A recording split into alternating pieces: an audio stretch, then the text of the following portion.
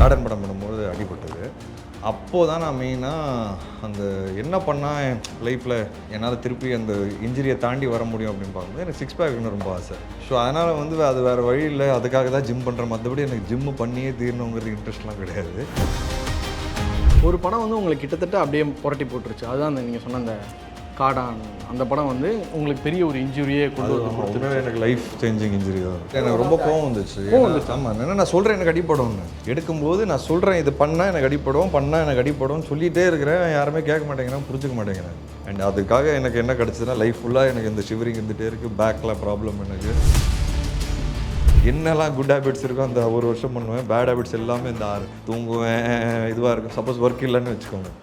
அதே மாதிரி டேஸும் அப்படி தான். இப்போ டேயில் ஒர்க் இருக்குது அப்படின்னா பயங்கர சுறுசுறுப்பாக இருக்கும். ஒர்க் இல்லைன்னா பயங்கர சோம்பேறியாக இருக்கும். இப்போ சண்டே ஆனால் பிரியாணி சாப்பிட்டே ஆகணும் ஒரு மூடில் இருக்கும். இப்போது நான் ஒரு 6 மீல்ஸ் டே போயிட்டுருக்கேன். பிகாஸ் பாடி ரெடி பண்ணிகிட்ருக்கேன். அடுத்த படம் வந்து அருண்ராஜ் காமராஜ் அவரோட படம் பாக்ஸிங். பாடிலாம் ஃபுல்லாக ரெடி பண்ணணும். அதுக்கு இன்னும் பயங்கரமாக ரெடி பண்ணணும். அது பயங்கரமாக, அது என்னோட பெஸ்ட் பாடியை ரெடி பண்ண போகிறேன். ஆக்சுவலி உங்களுக்கு தெரியுமா ஒரு தியரி இருக்குது, சுகர் இஸ் நாட் பேட். ஏன்னா human body runs on sugar only. உங்களுக்கு உடம்பு சரியில்லைன்னா எங்கே போகிறீங்க? ஹாஸ்பிட்டல் டாக்டர் என்ன போடுறாங்க ஃபஸ்ட்டு? இன்ஜெக்ஷன் இல்லை, குளுக்கோஸ். குளுக்கோஸ். ஏன் குளுக்கோஸ் போடுறாங்க? குளுக்கோஸ் என்ன இடம்பொருள் லெவல் தெரில, இப்போ நம்ம கையில் இல்லை. அது வந்து ரொம்ப நாளாக வரும் அப்படின்னு நாங்கள் நம்புகிறோம். பயங்கர ஜாலியான ஒரு ஃபில்ம், பயங்கர இமோஷனலான ஒரு ஃபில்ம். ரெண்டுமே இருக்கும். அதில் கிளைமேக்ஸ் சூப்பராக இருக்கும். இப்போ நான் சொல்கிறது தான் ரைட்டு, நான் டாக்டர் கிடையாது சொல்லிடுறேன். திருப்பி அதை வச்சு 4 பேர் வந்து இவர் இப்படி சொல்லியிருக்கு, இவருக்கு என்ன தெரியும், இவர் என்ன டாக்டரான்னு கேட்பாங்க. கிடையாது. படம் நல்லா இருக்காலே விமர்சனம் பார்த்து தானே வரீங்க.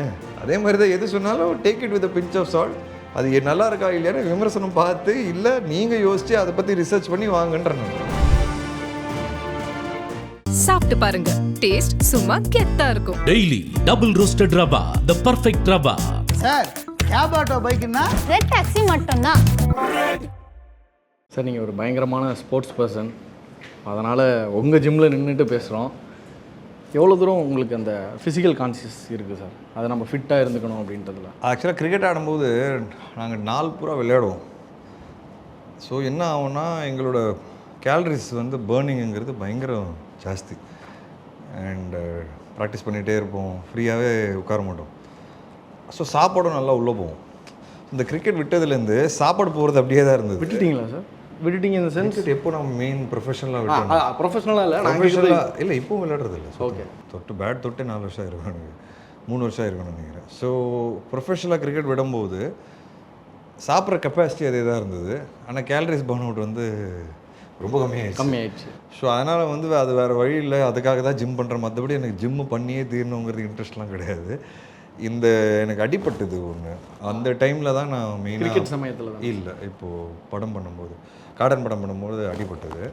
அப்போது தான் நான் மெயினாக அந்த என்ன பண்ணால் என் லைஃப்பில் என்னால் திருப்பி அந்த இன்ஜுரியை தாண்டி வர முடியும் அப்படின்னு பார்க்கும்போது எனக்கு சிக்ஸ் பேக்னு ரொம்ப ஆசை. அது என் லைஃப்பில் பண்ணவே முடியாது, ஏன்னா சாப்பிட ரொம்ப பிடிக்கும்னு நான் எப்போவுமே நினைப்பேன். ஸோ ஆனால் அந்த டைமில் வந்து இந்த சிக்ஸ் பேக்கை கொண்டு வந்துட்டோன்னா, ஏன்னா எனக்கு ஃபுல்லாக இப்போ கூட ஷிவரிங் இருக்கும் லெஃப்ட் ஃபுல்லாக. இப்படி வச்சாங்க பாருங்கள். இப்போ அங்கே இன்ஜுரி ஆனனால இங்கே இன்ஜுரி ஆகிருக்கு, இங்கே பேக் ஃபுல்லாக. ஸோ இன்னி கூட அந்த ஷிவரிங் லெஃப்ட்டில் இருந்துகிட்டே இருக்கும். ஸோ அந்த டைமில் ரொம்ப ஜாஸ்தி, லைக் என்னால் தூங்கக்கூட முடியாது, ஃபுல் பெயின். அதை ரொம்ப கஷ்டப்பட்டு வர்மகலை பண்ணி வர்மம் ட்ரீட்மெண்ட் சொல்லுவாங்க, அது பண்ணி தான் ரிகவர் பண்ணேன். இல்லைனா சர்ஜரின்ட்டாங்க, சர்ஜரி நான் பண்ண மாட்டேன்ட்டேன். அண்ட் நெக்கு பேக் சம்மந்தமானது. ஸோ ஆக்ஷன் அப்போ தான் வந்தது, அது அடிபட்டது. அப்போது வந்து நான் டிசைட் பண்ணேன் என்ன பண்ணால் என் மைண்டு ஸ்ட்ராங் ஆகும்ன்ட்டு. அந்த டைமில் தான் நான் எப்படியா சிக்ஸ் பேக் ரெடி பண்ணணும்னு சொல்லி தான் ஒரு ஜேர்னி ஆரம்பித்தேன். அது 6 months to 8 months அந்த ஜேர்னி எடுத்து அப்போ தான் நான் முழுசாக ஃபஸ்ட் டைம் பாடி ரெடி பண்ணி அந்த ஜிம் மேலேயே எனக்கு ஒரு ஆர்வம் வந்தது. அதுக்கப்புறம் எஃப்ஐஆர் ரிலீஸ் ஆனதுக்கப்புறம் இங்கே ஷிஃப்ட் ஆனேன் இந்த ஆஃபீஸ்க்கு. அப்போ நான் ஃபஸ்ட் ரெடி பண்ணது இந்த ஜிம்மு தான். ஏன்னா ஃப்யூச்சரில் நம்ம ரெகுலராக பண்ணணும் அப்படின்ட்டு பார்த்தா கட்டா குஸ்திக்கு அப்புறம் 2 வருஷம் ஜிம் பக்கமே வரல நான். இப்போ திருப்பி லாஸ்ட் 1.5 years திருப்பி பயங்கர ரெகுலராக பண்ண ஆரம்பிச்சிட்டேன்.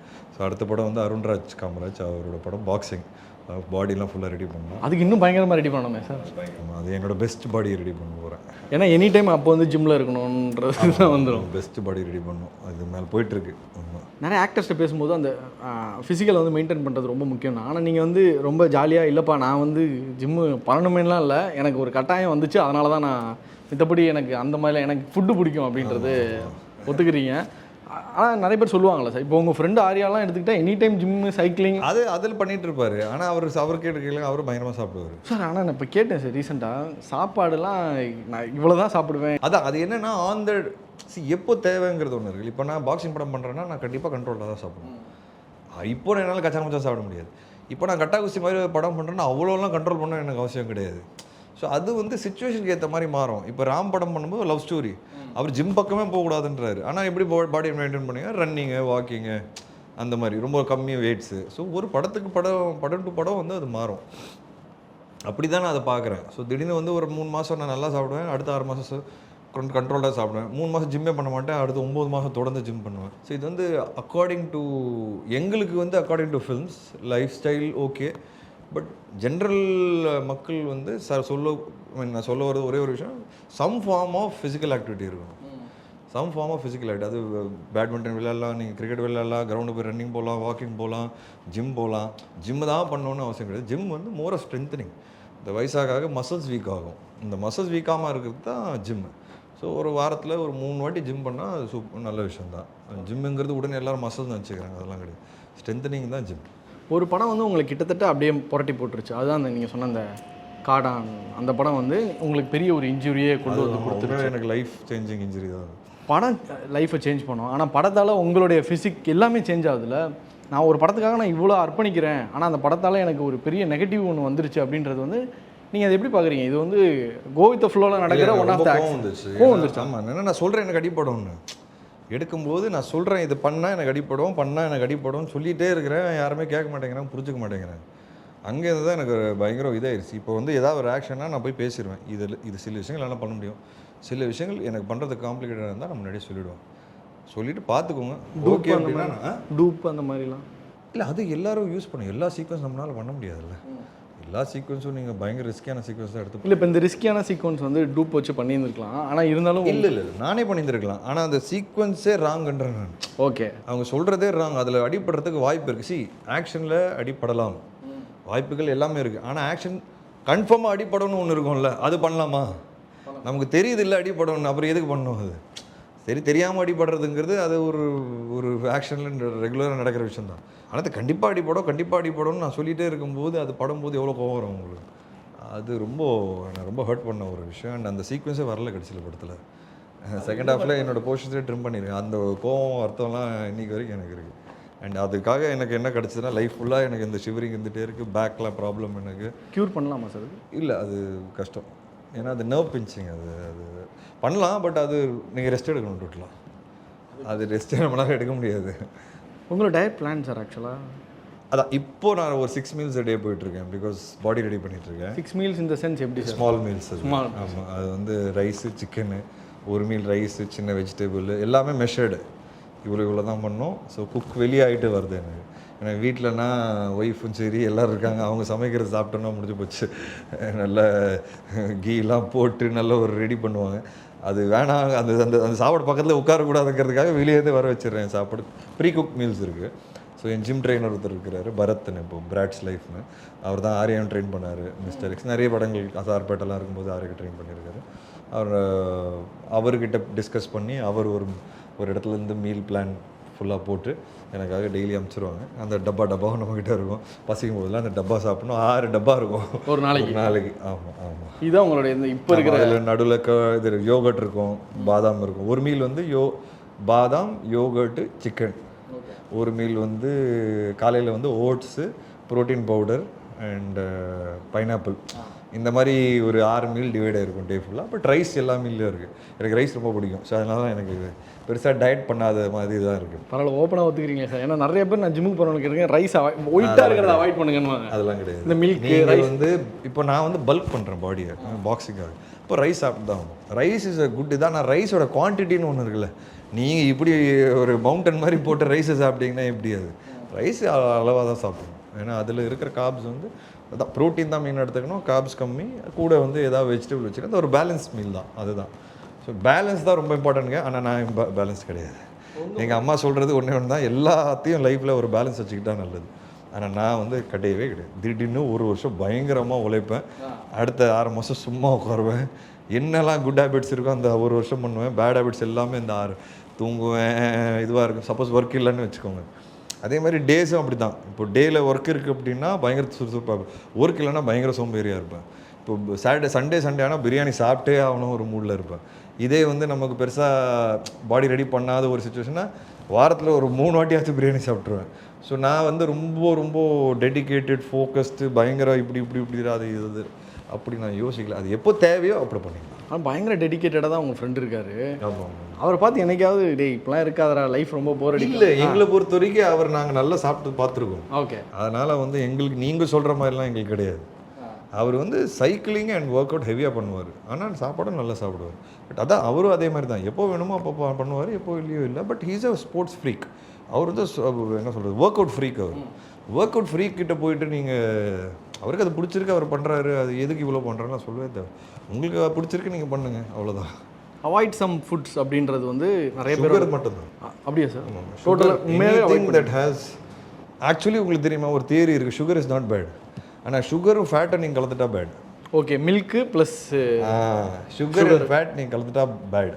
நீங்கள் வெறும் ஃப்ரூட் சாப்பிட்டா சூப்பர். ஸோ இதுதான் ஒரு தியரி, அது ஒரு வேறு தியரி, அதை விட்டுருங்க.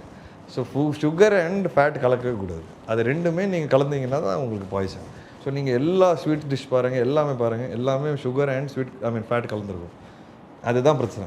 சுகர் பிரச்சனையே கிடையாது. ஏன்னா human body runs on sugar only. இப்போது உங்களுக்கு உடம்பு சரியில்லைன்னா எங்கே போகிறீங்க? ஹாஸ்பிட்டல். டாக்டர் என்ன போடுறாங்க ஃபஸ்ட்டு? இன்ஜெக்ஷன் இல்லை, குளுக்கோஸ். குளுக்கோஸ். ஏன் குளுக்கோஸ் போடுறாங்க? குளுக்கோஸ் என்ன? அது பார்ட் ஆஃப் சுகர் தான். அப்புறம் அப்போ சுகர் ஏன் நல்லது இல்லைன்றீங்க? இப்போ சுகர் மட்டும் தனியாக எடுத்துக்கிட்டா it's better. Sugar is okay, but sugar with fat is wrong. இதுதான் வந்து நான் சமீபத்தில் ஒரு சின்ன, இப்போ நான் சொல்கிறது தான் ரைட்டு, நான் டாக்டர் கிடையாது சொல்லிடுறேன். திருப்பி அதை வச்சு 4 பேர் வந்து இவர் இப்படி சொல்லியிருக்கு, இவருக்கு என்ன தெரியும், இவர் என்ன டாக்டரான்னு கேட்பாங்க. கிடையாது. நான் வந்து ஆன்லைனில் சில வீடியோஸ் பார்த்து அதோட ரிசர்ச்சை பார்த்து டாக்டர் பேசினது பார்த்து எனக்கு என்னடா இது இப்படி ஒன்று இருக்கா அப்படிங்கிறது புரிஞ்சுக்கிட்டேன்.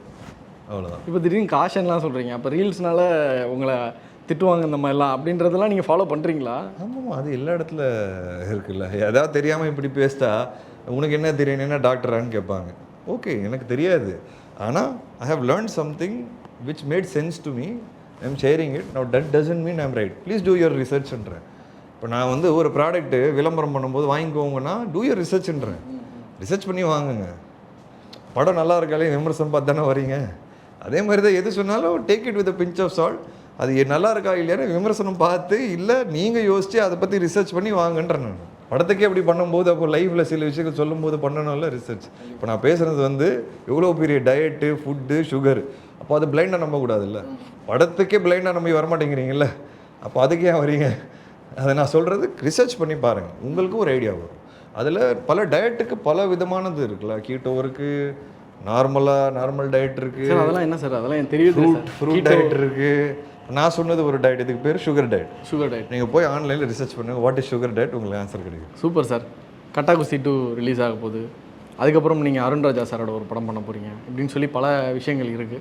உங்களோட ஒரு 3 படம் பெண்டிங்கில் இருக்குது. ஒன்று மோகன்தாஸ், அவருடைய முரளி அவருடைய படம் ஒன்று இருக்குது. அதுக்கப்புறம் 2 வானம், அது என்ன ஆயிடுச்சு. இடம் பொருள் ஏவல், நான் ரொம்ப எதிர்பார்க்குற ஒரு படம், சீனு ராமசாமியோட நீங்கள் பண்ண படம். அது இந்த 3. இடம்பொருள் லெவல் தெரில, இப்போ நம்ம கையில் இல்லை. அது வந்து ரொம்ப நாளாக வரும் அப்படின்னு நாங்கள் நம்புகிறோம். பட் நீங்கள் இவ்வளோ தூரம் அந்த படத்தை ரசித்து பண்ணீங்க. ரொம்ப சூப்பரான ஃபிலிம். அது பயங்கர ஜாலியான ஒரு ஃபிலிம், பயங்கர இமோஷனலான ஒரு ஃபிலிம். ரெண்டுமே இருக்கும் அதில். கிளைமேக்ஸ் சூப்பராக இருக்கும், ரொம்ப நல்லாயிருக்கும் climax in fact. But okay, unfortunate சில விஷயங்கள்லாம் நம்ம கையில் இல்லை அது. அண்ட் 2 வாரம் ரெடி ஆகிடுச்சு. இப்போது அடுத்த ரிலீஸ் 2 வாரம் தான். நம்ம ஒரு 2-3 இயர்ஸாக ஃபில்மிங் போய்ட்டு இருந்தது. அது போஸ்ட் ப்ரொடக்ஷன் நிறைய இருந்தது, சிஜி நிறைய இருக்குது. ஸோ அதனால் வந்து ஐ திங்க் another 2-3 monthஸில் படம் வெளியே வந்துடும் தேட்டருக்கு. மோகன்தாஸ் வந்து நான் ஓடிடிக்காக எடுத்தேன். பிளான் பண்ணிங்களா? ஆமாம், கோவிட் டைமில் எடுத்த படம் அது. சில காரணங்களால் அது வந்து ரெடி ஆகிறதுக்கு லேட் ஆச்சு. அப்போது இந்த கோவிட்லாம் முடிஞ்சு ஓடிடிஸ் வந்து டைரக்ட் ஓடிடிக்கு வாங்குறது ஸ்டாப் பண்ணிட்டாங்க. அப்போ எனக்கு எஃப்ஐஆர் கட்டாக ரிலீஸாக பெரிய ஹிட் ஆச்சு. இப்போ நான் எடுத்ததே ஓடிடிக்காக. அப்போது நான் அது தேட்டரில் கொண்டு வரக்கூடாதுன்னு நான் ஸ்ட்ராங்காக பிலீவ் பண்ணுறேன். இது என்னோடய ப்ரொடக்ஷன் தான். ஸோ அதனால் எப்போ டைரக்ட் ஓடிடி யாராவது வாங்கினாங்கன்னா நான் கொடுப்பேன், இல்லைனா அது தேட்டரில் ரிலீஸ் பண்ண மாட்டேன். ஆனால் டேரக்ட் ஓடிடி தான். ஆமாம், அதுக்கு நான் கிளியராக இருக்கேன். அதுக்காக தான் எடுத்தேன். அது எவ்வளோ தூரம் வந்து ஒரு நல்ல ஸ்ட்ராங்கான ஸ்கிரிப்ட்? அது ஒரு மாதிரி நான் சொல்கிற மாதிரி உங்களுக்கு ஒரு மலையாளம் கலந்து ஒரு ஒரு இமோஷனோட ஸ்கிரிப்ட். அது இமோஷன் யூனிவர்சல், பட் அந்த மேக்கிங், அந்த ஸ்டைல் எல்லாமே ஒரு மலையாளம் படம் மாதிரி இருக்கும். ஸோ ஸோ அதுதான் ஓடிடிக்காக தான் எடுத்தேன். ஸோ அதனால் வந்து அது தேட்டரில் இப்போதைக்கு எனக்கு கொண்டு வரது சுத்தமாக ஐடியா இல்லை, ஃப்யூச்சர்லேயும் நான் கொண்டு வர மாட்டேன். ஏன்னா நான் எஃப்ஐஆர் வந்து தேட்டருக்காக தான் எடுத்தேன். அப்போது கோவிட் வந்தது, நிறைய பேர் ஓடிடி போக சொன்னாங்க, நான் போக மாட்டேன்ட்டேன். ஏன்னா நான் தேட்டருக்காக தான் எடுத்தேன். வெயிட் பண்ணி பொறுமையாக ரிஸ்க் எடுத்து 50% ஆக்குபென்சியில் தான் நான் படத்தை ரிலீஸ் பண்ணேன். ஸோ நான் என்ன எதுக்காக பண்ணுறேனோ அதில் ஸ்டிக் ஆன் பண்ணிடுவேன் நான். சூப்பர் சார், ரொம்ப ரொம்ப நன்றி உங்கள் கூட பேசினது. நிறைய விஷயங்கள் ஷேர் பண்ணீங்க. உங்களோட படங்கள், ஃபிலிமோகிராஃபி எல்லாமே வந்து நிறைய பேரால் பாராட்டப்படுற விஷயம். முக்கியமான ஒன்று, யார்கிட்ட கேட்டாலும் ஒரு படத்தை மட்டும் சொல்லாமல் ஒவ்வொரு படத்தை பற்றியும் சொல்லுவாங்க. எனக்கு இந்த படம்ன்றது அது ஒரு ஆக்டருக்கு ஒரு மிகப்பெரிய சக்ஸஸாக நான் பார்க்குறேன். Thank you so much for your time. All the very best sir. Thank you. Gatta குஸ்திக்காக பாருங்க, கண்டிப்பாக நல்லா இருக்கும். கண்டிப்பாக சார். Thank you sir. தேங்க்யூ. சாப்பிட்டு பாருங்க, டேஸ்ட் சும்மா கெத்தா இருக்கும். Daily double roasted rava, the perfect rava. Sir cab auto பைக்குன்னா ரெட் டாக்ஸி மட்டும்தான்.